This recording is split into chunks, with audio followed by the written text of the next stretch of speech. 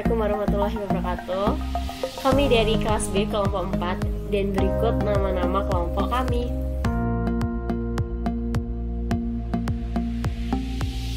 Kami merupakan mahasiswi budidaya perairan di Universitas Airlangga. Nah, video ini kami buat untuk memenuhi tugas mata kuliah manajemen kualitas air. Dalam video ini kami akan menjelaskan terkait pengapuran. Semaraknya budidaya kalau tidak diimbangi dengan penerapan manajemen yang benar, itu dapat menimbulkan dampak negatif yang cukup besar, yakni terbentuknya tanah asam itu akibat dari penimbunan bahan organik yang mungkin berasal dari serapakan dan hasil metabolisme organisme di tambak maupun kolam tersebut, sehingga tambak maupun kolam jadi tidak produktif.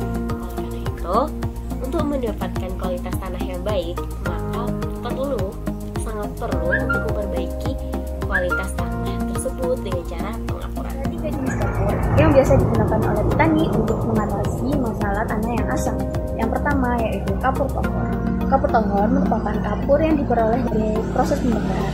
Nah, kapur tohor sendiri biasa disebut dengan kalsium oksida atau CaO. Yang kedua yaitu kapur tembok. Kapur tembok merupakan kapur yang diperoleh dari proses pembakaran kapur tohor yang ditambahkan dengan air. Nah, kapur tembok sendiri biasa disebut dengan kalsium hidroksida atau CaO2. Kapur yang ketiga yaitu kapur karbonat. Kapur karbonat merupakan kapur yang diperoleh dari proses pembakaran namun dibakar secara langsung. Kapur karbonat sendiri dibagi menjadi 2 macam. Yang pertama yaitu kalsit. Kalsit merupakan kapur yang mengandung kalsium oksida sebesar 47% serta kalsium karbonat sebesar 85%. Yang kedua yaitu dolomit.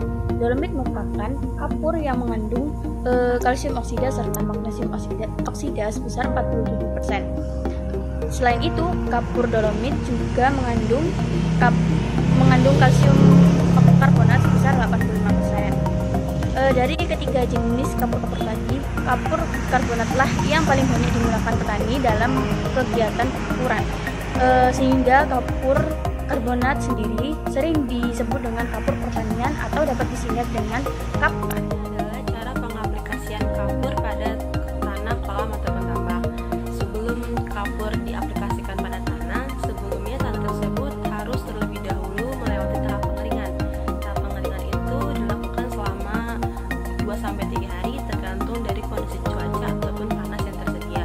Setelah tanah sudah kering, maka tanah akan dihaluskan dan diayak. Lalu setelah itu baru kita dapat mengaplikasikan kapur pada tanah tersebut. Cara mengaplikasikan kapur pada tanah kolam ataupun tambak yaitu dengan cara menebar kapur secara merata di atas permukaan tanah kolam ataupun tambak. Lalu setelah itu akan diaduk secara merata untuk meningkatkan reaksi antara kapur dengan tanah. Lalu tanah yang sudah diaduk dengan kapur akan didiamkan atau diinkubasi selama kurang lebih 15 hari dalam kondisi air kapasitas lapang dengan tujuan agar tanah dapat bereaksi dengan kapur. Begitupun sebaliknya. Nah, dari penjelasan materi-materi tadi, pasti kalian pada penasaran kan apa sih fungsi pengapuran itu sampai-sampai pengapuran itu sangat penting untuk dilakukan. Nah, fungsi pengapuran itu yang pertama untuk menaikkan tingkat pH air dan pH tanah. Nilai pH air itu mempengaruhi tingkat kesuburan perairan. Perairan yang asam akan menjadikan tingkat produktivitasnya itu menjadi menurun. Terus kandungan oksigen terlarutnya sedikit, tingkat konsumsi oksigen itu juga menurun dan selera makan ikan juga menjadi menurun. Nah, untuk yang kedua, pengapuran itu berfungsi untuk meningkatkan konsentrasi bikarbonat, karbonat, kalsium, dan magnesium untuk meningkatkan konsentrasi alkalinitas total dan kesadaran total. Kalsium dan magnesium sendiri itu merupakan mineral esensial yang berguna untuk pembentukan tulang dan kerangka ikan.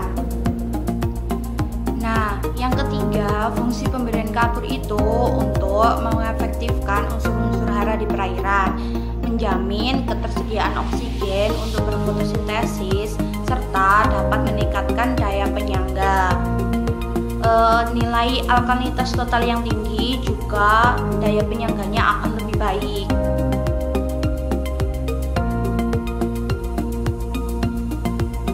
Nah, itu tadi penjelasan tentang materi-materi pengapuran. Di sini saya mewakili kelompok saya mengucapkan banyak terima kasih udah menonton video ini. Kurang dan lebihnya kami mohon maaf atas kesalahan kata maupun kesalahan perbuatan. Saya akhiri, billahi taufiq wal hidayah wa ridho wal inayah. Wassalamualaikum warahmatullahi wabarakatuh.